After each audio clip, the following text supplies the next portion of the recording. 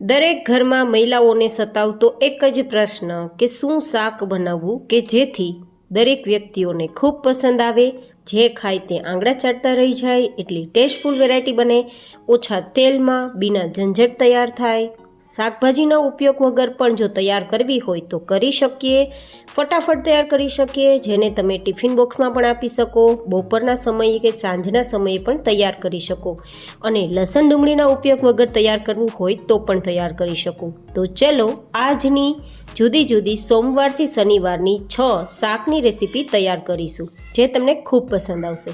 તો સૌથી પહેલાં સોમવારના શાકની રેસીપી શરૂ કરીએ. તો જેમના માટે 250 ગ્રામ જેટલા નાના રીંગણા લીધા છે અને 4 નંગ જેટલા બટેટા લીધા છે.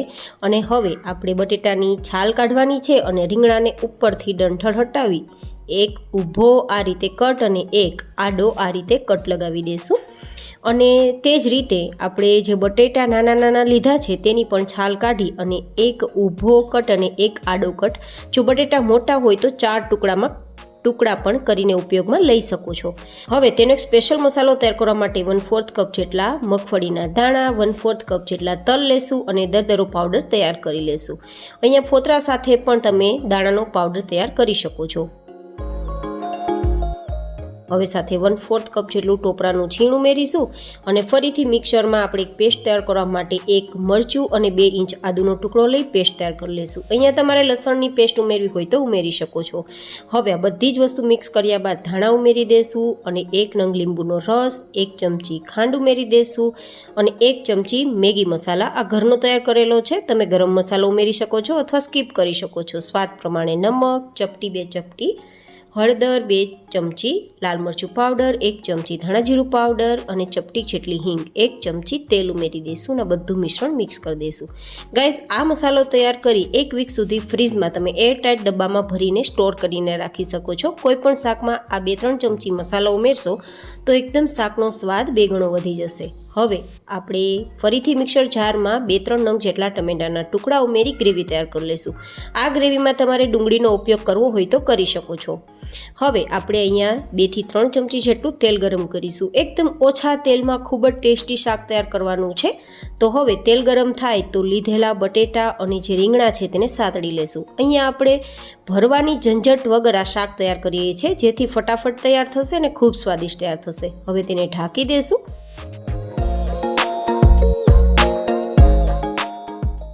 એકાદ મિનિટમાં આપણે આ બટેટા અને રીંગણાને ચેક કરીએ ને તો એકદમ સતળાઈ ગયા હશે.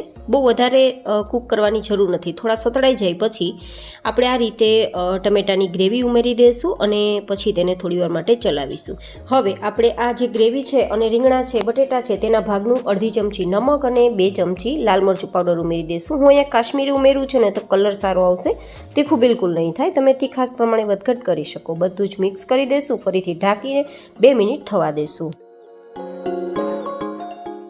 2 મિનિટ પછી આ બધું સરસ સતળાઈ ગયું છે. ટમેટાનો કાચો ટેસ્ટ પણ નીકળી ગયો છે. તો હવે આપણે જે તૈયાર કરેલો મસાલો છે તેને આ રીતે મિક્સ કરી દેવાનો છે. આ રીતે મિક્સ કરતાં રીંગણાની અંદર અને બટેટાની અંદર કટ કરેલા છે તેવા મસાલો જતો રહેશે અને થોડો સતળાઈ પણ જશે. અને એકદમ સરસ સતળાઈ ગયા બાદ આપણે 1 ગ્લાસ જેટલું ગરમ પાણી ઉમેરવાનું છે. ગરમ પાણીથી આપણી સબ્જી ફટાફટ તો તૈયાર થશે પણ સારા સ્વાદ સાથે તૈયાર થશે. અને ગેસની ફ્લેમ હવે ધીમી રાખી દેશું અને આપણા આ શાકમાં ઉપર તેલ દેખાવા લાગે ત્યાં સુધી કૂક કરીશું.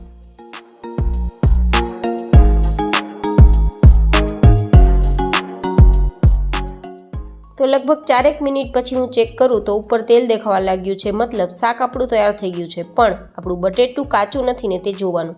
પણ બટેટું પણ એકદમ સરસ ફાટી ગયું છે, મતલબ પાકી ગયું છે. તો ઉપરથી ધાણા સ્પ્રિંકલ કરી ધેન આપણે આપણા શાકને સર્વ કરીશું. ખૂબ જ ટેસ્ટી, ફટાફટ તૈયાર થતું આ શાક તમને કેવું લાગ્યું મને જરૂર ફીડબેક શેર કરજો.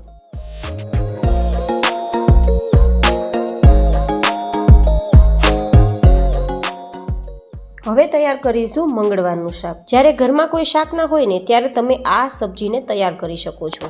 તો જેમના માટે 2-3 મરચાં અને 2-3 ઇંચ આદુનો ટુકડો લઈ પેસ્ટ તૈયાર કરી લેશું. અને પછી એક બીજા મિક્સર જારની અંદર આપણે લગભગ 1 કપ જેટલો ચણાનો લોટ લેશું અને પછી જે વાટકીથી ચણાનો લોટ લીધો હોય તે જ વાટકી ભરીને 2 વાટકી કે 2 કપ જેટલી છાશ લેશું. તમે અહીંયા 1 વાટકી દહીં અને 1 વાટકી પાણી પણ લઈ શકો છો. હવે અહીંયા અડધી નાની ચમચી જેટલું નમક, 1/4 ટીસ્પૂન જેટલો હળદર પાવડર, 2 ચપટી જેટલી હિંગ, 1 ચમચી તેલ ઉમેરી દેશું, 1 ચમચી આદુ મરચાંની પેસ્ટ ઉમેરી દેશું અને પછી ઢક્કણ ઢાંકી એક બેટર તૈયાર કરી લેશું. હવે આ બેટરને એક વાસણમાં લઈ લેશું.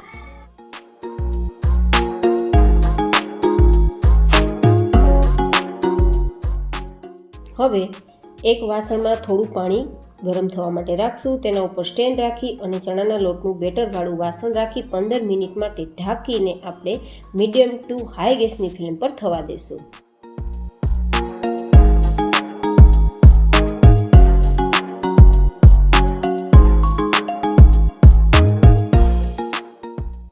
પંદર મિનિટ પછી જોઈએ ને તો કિનારી છૂટી ગઈ છે, મતલબ કિનારીને ચણાના લોટે છોડી દીધી છે.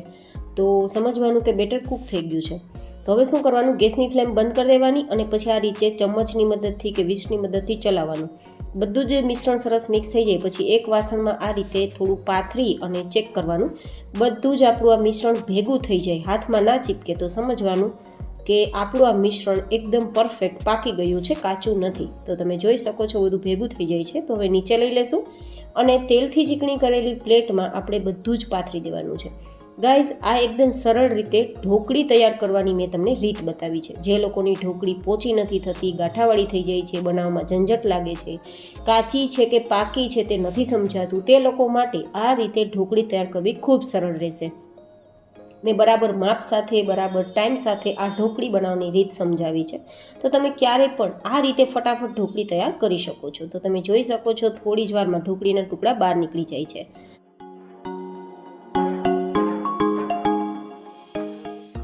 તો હવે આપણે તેનો તડકો તૈયાર કરવા માટે 2-3 ચમચી તેલ ગરમ કરીશું. તેમાં સૂકા લાલ મરચાં, મીઠો લીમડો, રાઈ, જીરું, હિંગ ઉમેરીશું અને પછી આપણે તેમાં 1 ચમચી આદુ મરચાંની પેસ્ટ, 1 ચમચી લસણની પેસ્ટ.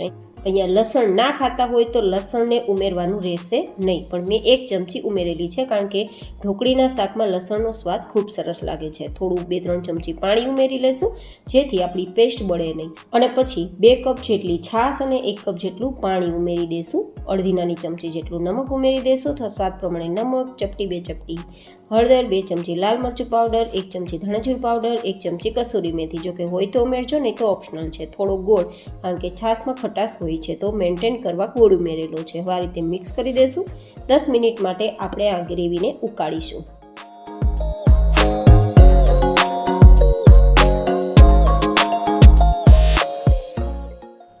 દસ મિનિટમાં ગ્રેવી ઉકળી જ ગઈ હશે અને આ રીતે સરસ ગ્રેવી ઉકળી ગયા બાદ 2-3 ઢોકળીના ટુકડા આ રીતે મસળીને ઉમેરી દેશું જેથી ગ્રેવી ઘટ થઈ જાય અને પછી બધા ઢોકળીના આખા ટુકડા ઉમેરી દેશું, મિક્સ કરી દેશું અને 5-1 મિનિટ આપણે થવા દેશું. તો એકદમ સરસ ઢોકળીનું શાક તૈયાર થઈ જશે. આ રીતે તૈયાર કરેલ શાક લાંબા સમય સુધી ઘટ નહીં થાય.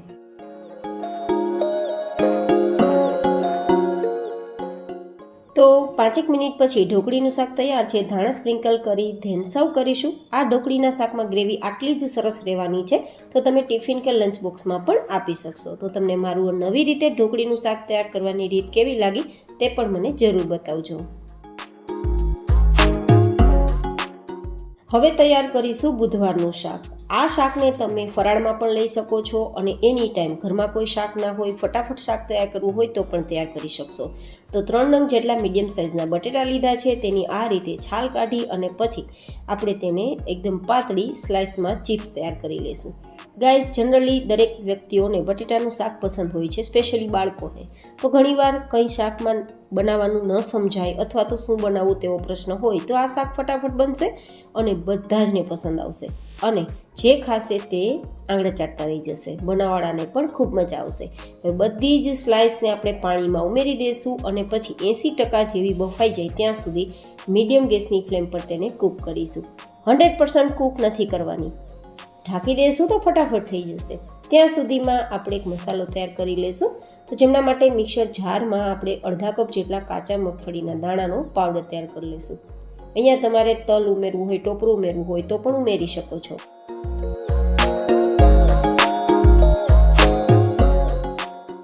હવે તે જ મિક્સર જારમાં 4-5 નંગ મરચાંના ટુકડા, 2-3 ઇંચ આદુના ટુકડા ઉમેરી દઈશું અને થોડા ધાણા ઉમેરી સાથે થોડું લીંબુ ખટાશ માટે આપણે અડધા જેટલું ઉમેરીશું જેથી એકદમ સરસ ટેસ્ટી આપણું શાક તૈયાર થાય. અને હવે 1 ચમચી જેટલી આપણે ખાંડ ઉમેરી દઈશું અને પછી એક પેસ્ટ તૈયાર કરી લેશું. હવે આ પેસ્ટને આપણે અત્યારે સાઈડમાં રાખવાની છે અને જોઈએ કે આપણા બટેટા 80% જેવા બફાયા છે કે નહીં. તો એકાદ ચિપ્સને આ રીતે આપણે ચેક કરવાની. આપણી ચિપ્સ છે ને તે મેશ ન થવી જોઈએ માવાની જેમ, પણ આ રીતે ટુકડા થવા જોઈએ. તો સમજવાનું આપણી 80% જેવી આપણી આ સ્લાઇસ છે તે કૂક થઈ ગઈ છે, ન કાચી કે ન વધારે પાકી. તો હવે આ બધી જ ચિપ્સને પાણીમાંથી કાઢી લેશું અને પછી આપણે એક તડકો તૈયાર કરી લઈશું. તો લગભગ 2 ચમચી જેટલું તેલ ગરમ કરીશું અને પછી આપણે તેમાં થોડું જીરું ઉમેરી દઈશું અને આપણે જે તૈયાર કરેલી જે પેસ્ટ છે ને તે ઉમેરી દઈશું અને પછી આ પેસ્ટને ઉપર તેલ દેખાવા લાગે ને ત્યાં સુધી કૂક કરશું, જેથી કાચો ટેસ્ટ નીકળી જાય.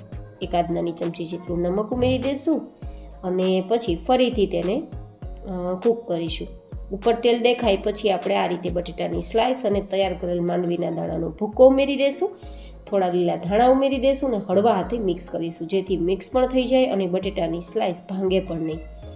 આ રીતે થઈ ગયા બાદ તમે આ જે સ્લાઇસવાળું શાક તૈયાર થયું છે તેને સૂકી ભાજીના રૂપમાં પણ તમે ખાઈ શકો છો. ખૂબ મજા આવશે અને રોટલી સાથે કે પૂરી કે ભાખરી સાથે ખાશો તો પણ ખૂબ મજા આવશે. રાઈસ સાથે પણ મજા આવે એવી આ સબ્જી તૈયાર થઈ છે. કેવી લાગી તમે મને જરૂર બતાવજો. હવે તૈયાર કરીશું ગુરુવારનું શાક. આ શાક પણ તે રીતે તૈયાર કરીશું કે ઘરમાં કોઈ શાક ના હોય તો પણ બનાવી શકાય. તો મિક્સર જારમાં 1/4 કપ જેટલી લસણની કળીને પીસી એક પેસ્ટ તૈયાર કરી લઈશું. તમે લસણ ના ખાતા હોય તો આદુ મરચાંની પેસ્ટને તમે લઈ શકો છો, પણ આ શાકમાં લસણનો ટેસ્ટ ખૂબ સરસ લાગે છે તો મેં ઉપયોગમાં લીધો છે. હવે મિક્સર જારમાં આપણે લગભગ 2 નંગ જેટલા ટમેટાના ટુકડાને ગ્રેવી બનાવવા માટે ઉમેરી અને ગ્રેવી તૈયાર કરી લઈશું.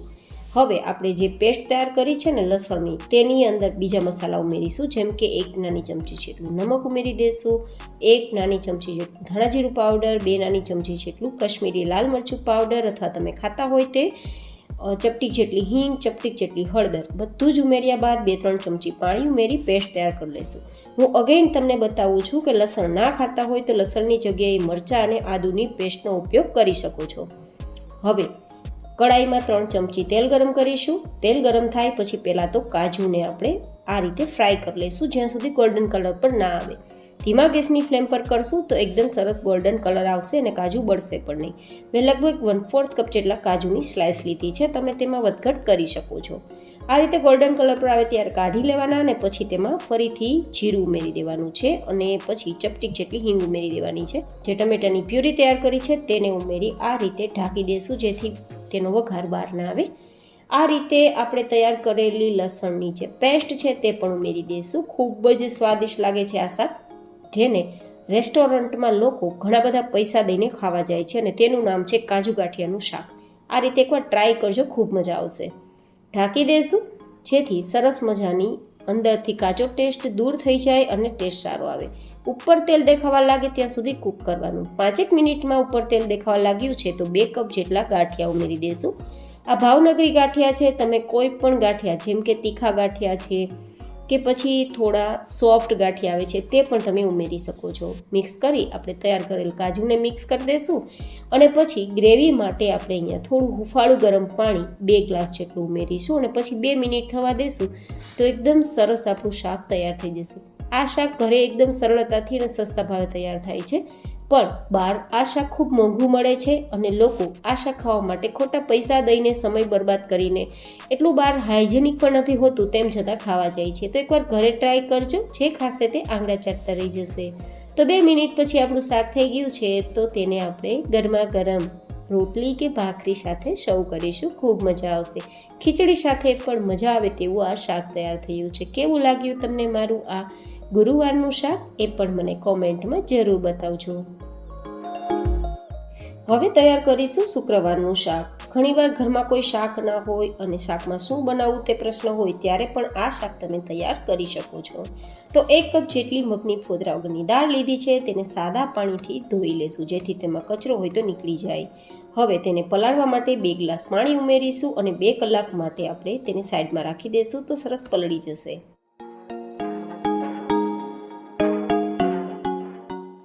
2 2 કલાક પછી આપણે ચેક કરવાનો, દાણો બિલકુલ કાચો ના હોવો જોઈએ, મતલબ મગનો દાણો છે તો 2 ભાગ થતાં ટુકડા થઈ જાય ત્યાં સુધી આપણે પલાળવાનું હતું. તો બરાબર પલળી જાય પછી પાણી કાઢી લેવાનું છે અને પાણી કાઢેલી દાળને મિક્સરમાં લઈ લેવાની છે. પાણી સાથે આપણે ગ્રાઇન્ડ નથી કરવાનું, નહીં તો આ વેરાયટી સારી નહીં બને. હવે દાળમાં 2-3 ઇંચ જેટલો આદુનો ટુકડો અને 2-3 મરચાંના ટુકડા ઉમેરી દઈશું, જેથી એકદમ સરસ ટેસ્ટી આપણી આ શાકની વેરાયટી તૈયાર થાય. તમે લસણ ડુંગળી પણ ઉમેરવી હોય તો ઉમેરી શકો છો, તમારી ચોઈસ. હવે આને આપણે ગ્રાઇન્ડ કરી લઈશું અને એકદમ સરસ બેટર તૈયાર કરી લઈશું. આ આપણું બેટર છે તેને એક્સ્ટ્રા વાસણમાં લઈ લઈશું. આમાં આપણે સોડાનો ઉપયોગ નથી કરવાના, તો સોડાની જગ્યાએ થોડી મહેનત કરીશું. પહેલાં અડધી ચમચી નમક ઉમેરી પછી એક જ ડાયરેક્શનમાં 5-1 મિનિટ ફેટીશું.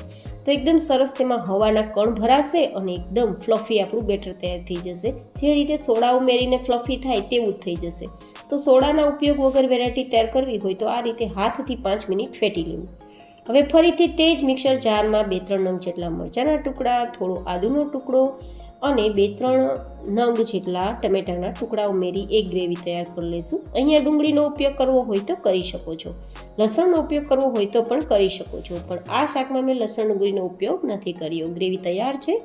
તો હવે તડકા માટે 1 ચમચી તેલને ગરમ કરીશું. અહીંયા એકદમ ઓછા તેલમાં શાક તૈયાર થશે. થોડા આપણે કરી પત્તા, થોડા મરચાંના ટુકડા, થોડી રાઈ, થોડું જીરું, થોડી હિંગ ઉમેરી દઈશું. એન્ડ ધેન આપણી જે ગ્રેવી તૈયાર કરી છે તેને ઉમેરી દઈશું અને થોડીવાર માટે ચલાવીશું તો કાચો ટેસ્ટ નીકળી જશે, આ રીતે સતરાઈ જશે. અને પછી તેમાં થોડા એક્સ્ટ્રા મસાલા કરીશું, જેમ કે 1 નાની ચમચી જેટલું નમક, 1/4 ટીસ્પૂન જેટલો હળદર પાવડર, 1 ચમચી ધાણા જીરું, 2 ચમચી લાલ મરચું પાવડર. આ રીતે બધું જ મિક્સ કરી દઈશું જેથી મસાલા ગ્રેવી સાથે કૂક થઈ જાય. હવે ઉપર તેલ દેખાવા લાગે ત્યાં સુધી કૂક કરવા ઢાંકી દઈશું. 2 મિનિટમાં જ ઉપર તેલ દેખાવા લાગશે, મતલબ ગ્રેવી કૂક થઈ ગઈ સમજવાનું. તો હવે આપણી આ શાકને વધારે હેલ્ધી ટેસ્ટ અને થોડો રીચ ટેસ્ટ આપવા માટે 1 કપ કે પોણો કપ જેટલું દહીં ઉમેરીશું. હવે આ રીતે આપણે થોડીવાર ચલાવીશું તો દહીં એકદમ લિક્વિડ ફોર્મમાં આવી જશે અને ગ્રેવી થોડી પાતળી થઈ જશે. તો 1 ચમચી કસૂરી મેથી, 1 ચમચી સરગવાનો પાવડર. આ બંને વસ્તુ ઓપ્શનલ છે, પણ હું ઘરે તૈયાર કરું છું અને હંમેશા બધી જ સામગ્રીનો ઉપયોગ કરું છું, તો મેં ઉપયોગમાં લીધો છે. હવે દહીંની ખટાશને મેન્ટેન કરવા 1 ચમચી ગોળ ઉમેરીશું. બધું જ બરાબર મિક્સ કરીશું અને પછી આપણે આ ગ્રેવીને આપણે થોડીવાર માટે કૂક કરવા છોડવાની છે. અને પછી તેમાં 3 ગ્લાસ જેટલું પાણી ઉમેરીશું, કારણ કે આ ગ્રેવીને થોડી પાતળી બનાવવાની છે. અને હવે તેમાં ઉફાણ આવે ત્યાં સુધી ઢાંકીને કૂક કરીશું.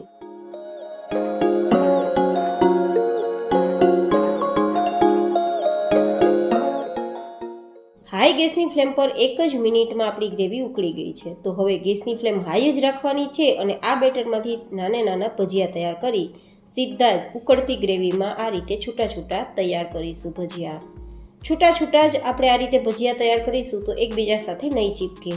હવે હાઈ ગેસની ફ્લેમ પર ઢાંકીને 5 મિનિટ થવા દેશું.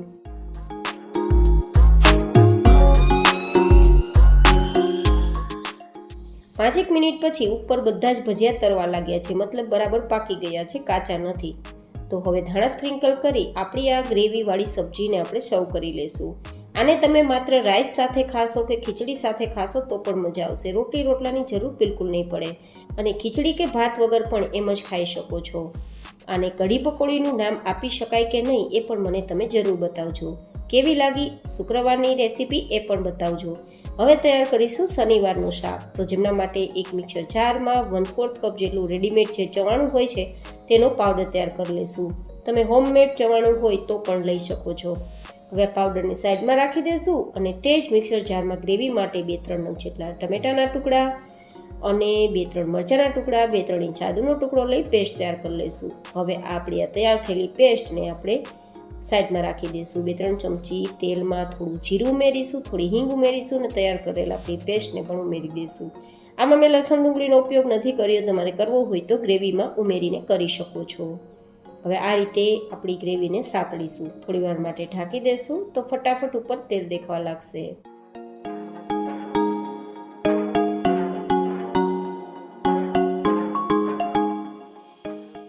એકાદ મિનિટમાં ઉપર તેલ દેખાવા લાગ્યું છે, મતલબ કાચો ટેસ્ટ નીકળી ગયો છે. તો હવે તૈયાર કરેલ ચવાણાનો પાવડર ઉમેરી દઈશું, જેથી થોડી થિકનેસ આવે.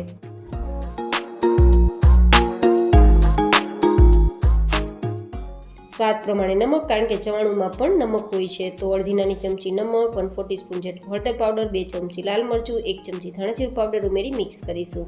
ચવાણાની અંદર બધા જ મસાલા ચડિયાતા હોય છે, તો આપણે વધારે ઉમેરવાની જરૂર બિલકુલ નહીં રહે. આ રીતે મિક્સ કરતાં ગ્રેવી ભેગી થઈ જાય પછી આપણે ગ્રેવીને થોડી પાતળી કરવા માટે 2 ગ્લાસ જેટલું હુંફાળું ગરમ પાણી ઉમેરીશું અને 2-3 મિનિટ આપણી ગ્રેવીને કૂક કરીશું.